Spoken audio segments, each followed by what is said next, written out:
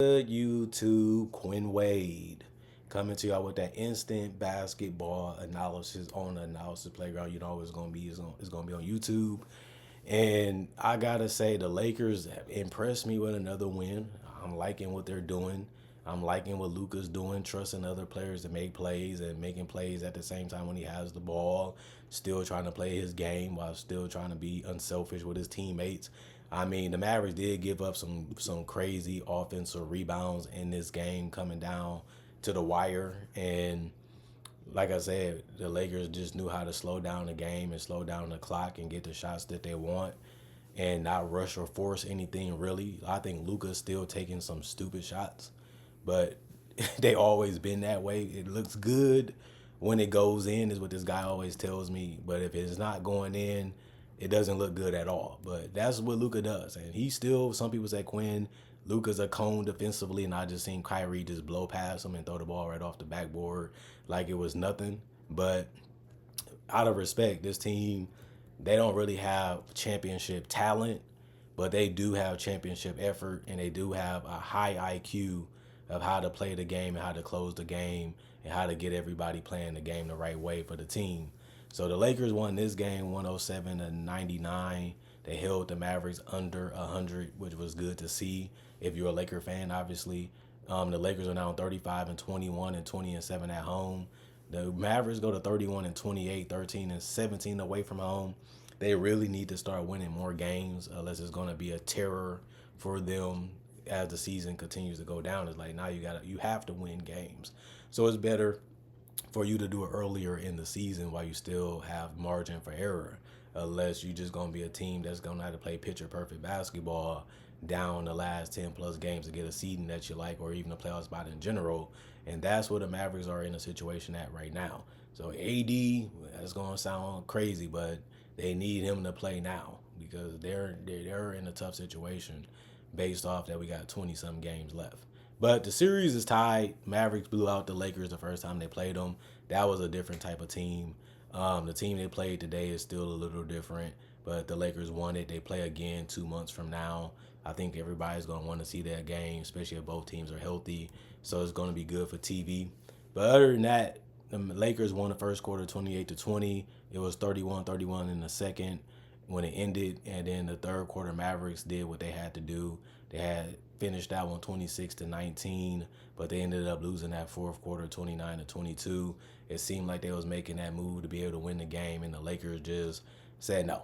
We're just going to play highly efficient, smart basketball, and we're just going to compete defensively and live with the results, and it ended up being a win. So you'll take that. But the Mavericks, PJ Washington, was a big reason why they didn't win, because he was 0 of 9 from the field and 0 of 2 from 3 and got no free throw attempts. But I like the fact that he did get 10 rebounds and 2 of them was offensive. He also had 5 assists in the steal and 4 blocks, so he still did try to do as much as he could, even though his shot wasn't falling. But they really needed that extra oomph in their offense tonight, and they just didn't know who to go to besides Kyrie. Other than that, he did have 3 turnovers and 2 personal fouls and -4 and plus minus by the end of the game. Kessler Edwards, he only played 13 minutes. He was 2 of 5 from the field, 0 of 1 from 3. He had 3 rebounds, 2 of them was offensive, 2 personal fouls, and a -15 and plus minus with 4 points. And then Kyrie Irving was 12 of 27 from the field, 5 of 11 from 3, 6 of 6 from the free throw line. He had 35 points, 7 rebounds, 1 of them was offensive, 4 assists, 3 steals, 2 blocks, 4 turnovers, and 1 personal foul. And he was a -10 and plus minus.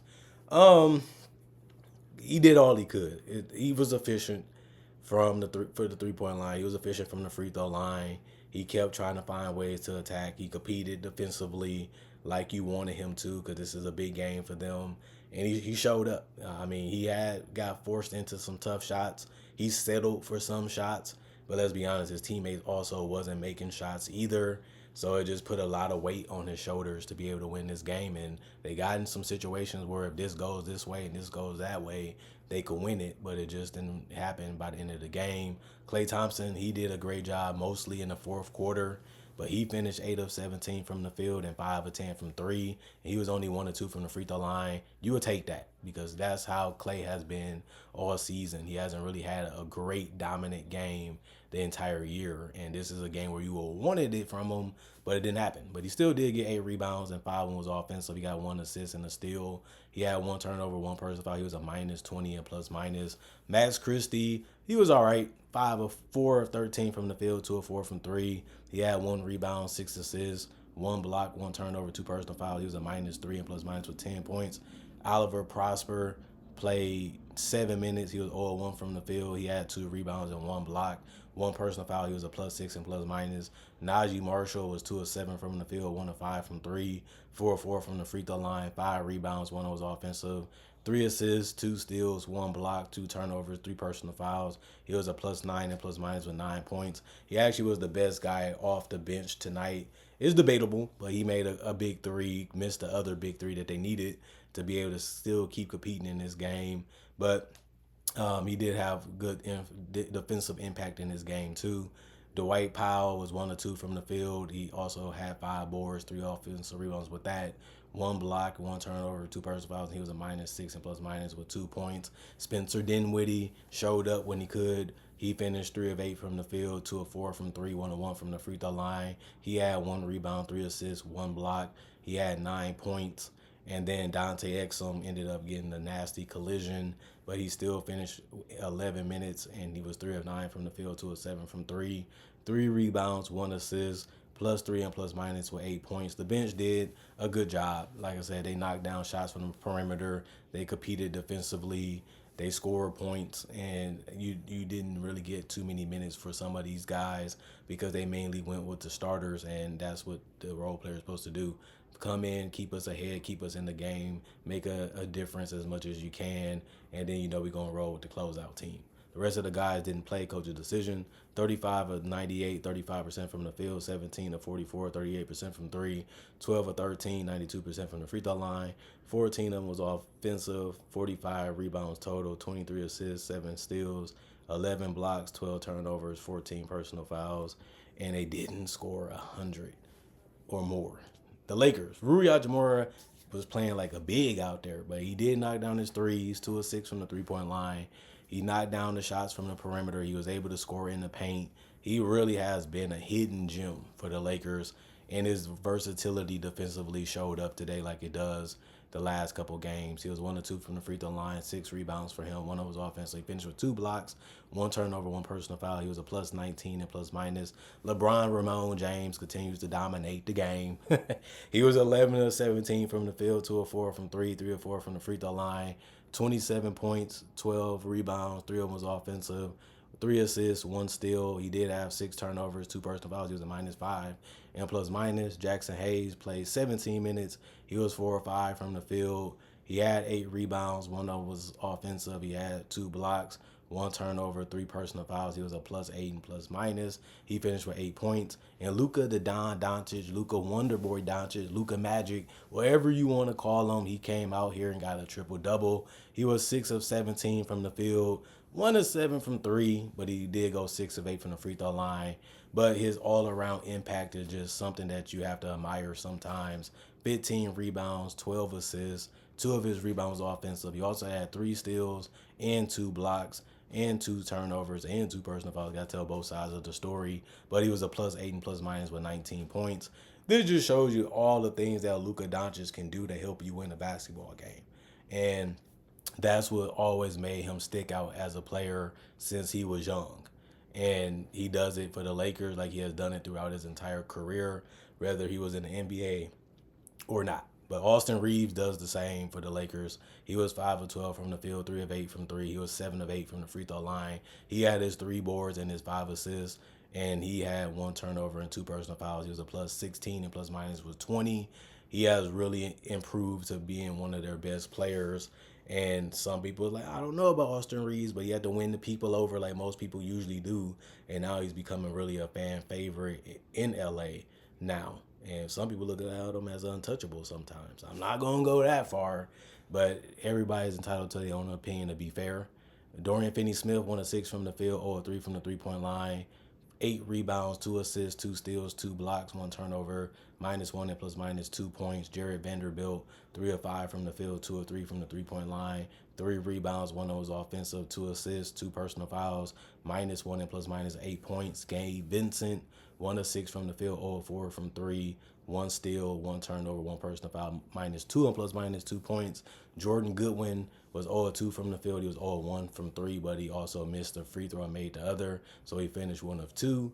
2 rebounds, 1 of them was offensive, 1 block, 1 turnover, -2 and +/- 1 point. And Dalton Connect, 2 of 5 from the field, 1 of 4 from 3, 5 points for him.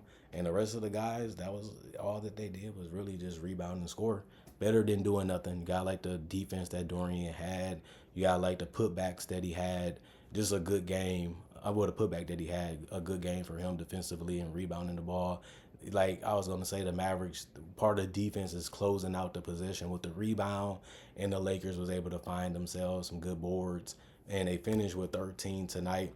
Wasn't more than the Mavericks, but they did it at the right time of the game, and they did out rebound them by 12 tonight, and that just shows you that the Lakers did a lot of things right to be able to get this win, even though it was close. They also was 39 of 87, 44%, 11 of 40, 27% from 3, 18 of 24, 75% from the free throw line, 24 assists, 7 steals, 8 blocks, 14 turnovers, 13 personal fouls, and I like what I seen out of them, and it was cool.